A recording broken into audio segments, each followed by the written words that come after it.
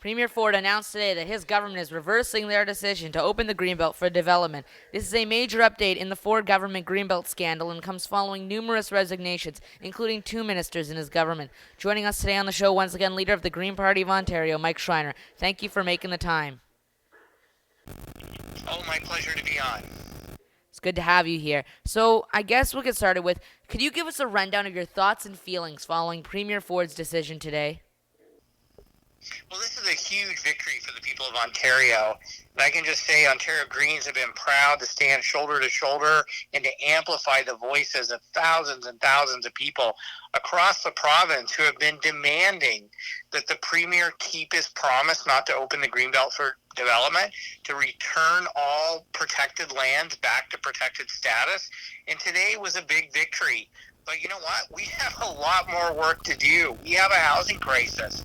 And instead of having a premier focused on building homes that people can afford in the communities they want to live in, he's been out breaking all the rules and rolling out the red carpet so a handful of wealthy Ford-connected elite insiders can cash in $8.3 billion. Okay, so what does this mean for the government's approval in Ontario? And do you still strongly oppose the Ford government? Well, I'm outraged that we have a premier who is not focused on building homes that ordinary Ontarians can afford in the communities they want to live in on land that's already approved for development. And so much time and money and effort has been wasted on the premier breaking all the rules for a handful of elite insiders to cash in $8.3 billion at our expense. And I can tell you that the Auditor General's report, the Integrity Commissioner's report, the additional revelations that are being trickling out day over day, the resignation of 2 cabinet ministers raises more questions than answers. And the people of Ontario deserve honest answers. How could such a corrupt process happen?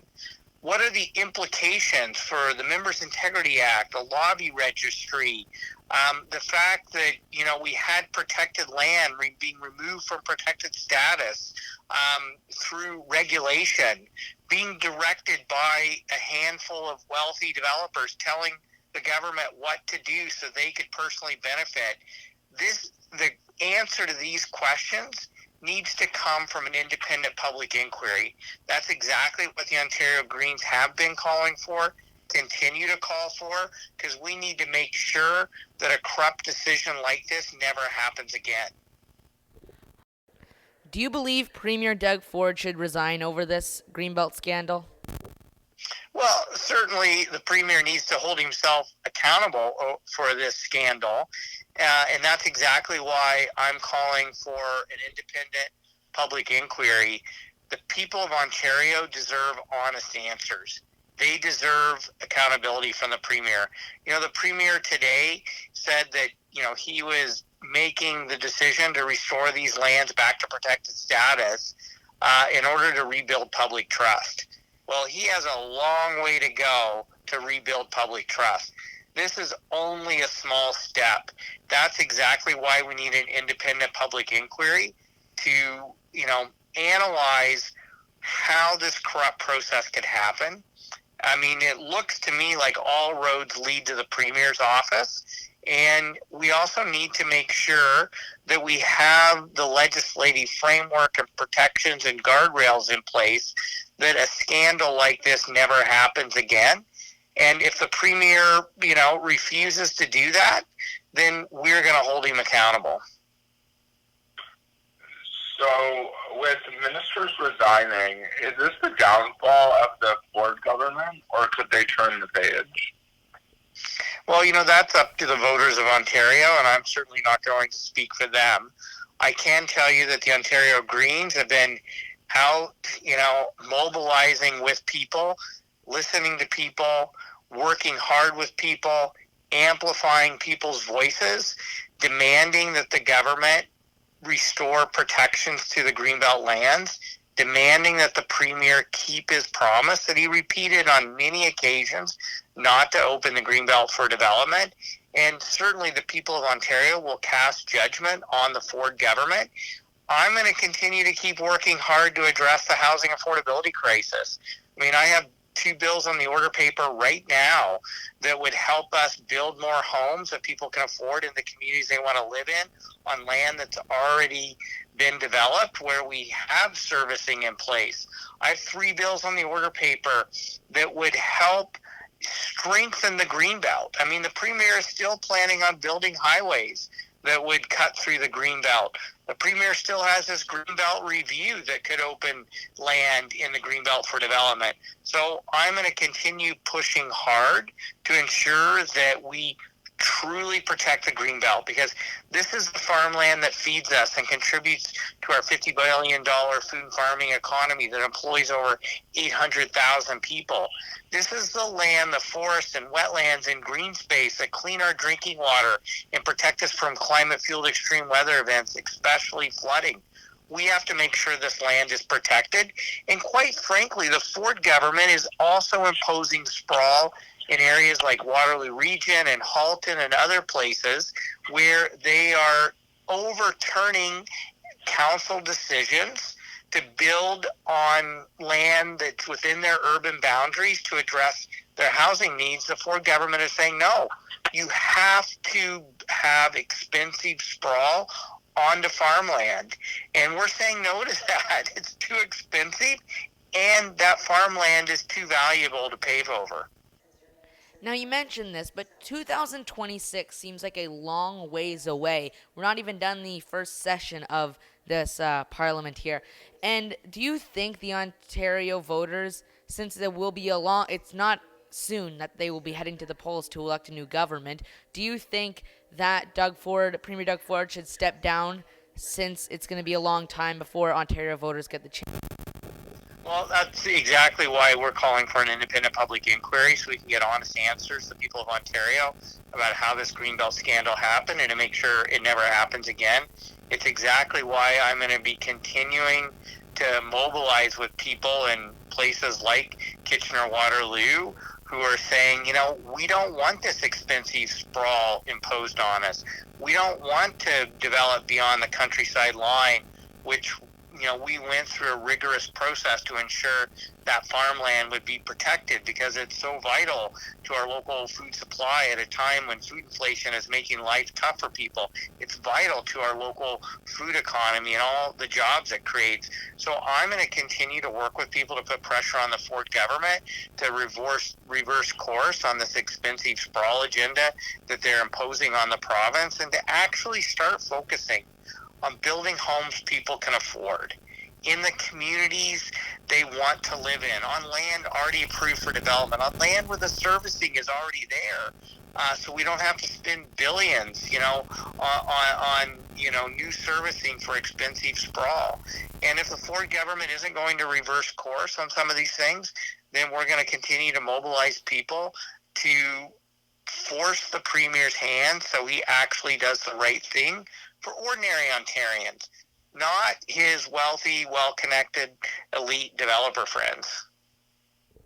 Okay, and Elliot, you can go ahead with your next question. So, what does this mean for Ontarians? Is it good news, or bad news, or will it disrupt with the Ford government's plan of 1 million homes in 10 years? Well, this is a good news day for the people of Ontario. Ontarians, through their hard work and putting pressure on this government, won a victory to protect the farmland that feeds us, the wetlands and forests and the Greenbelt that clean our drinking water and protect us from extreme weather events like flooding. And so I think we need to celebrate that victory for the people of Ontario. But you know what? There are so many unanswered questions that the people of Ontario deserve honest answers for. The Ford government is still imposing their sprawl agenda onto communities, which really distracts from the need to build homes that people can afford. There's been numerous expert studies that have shown that we can not only build 1.5 million homes, we can actually build 2 million homes on the land already approved for development. That land will be much cheaper to build on because one, it's already approved, and two, it's either serviced or it is in the planning stages of being serviced. And what I mean by servicing is, homes need water lines, sewer lines, roads, transit lines, hydro lines. Communities need schools, libraries, fire, police services. And so the Ford government's expensive sprawl agenda is only going to make the housing crisis worse.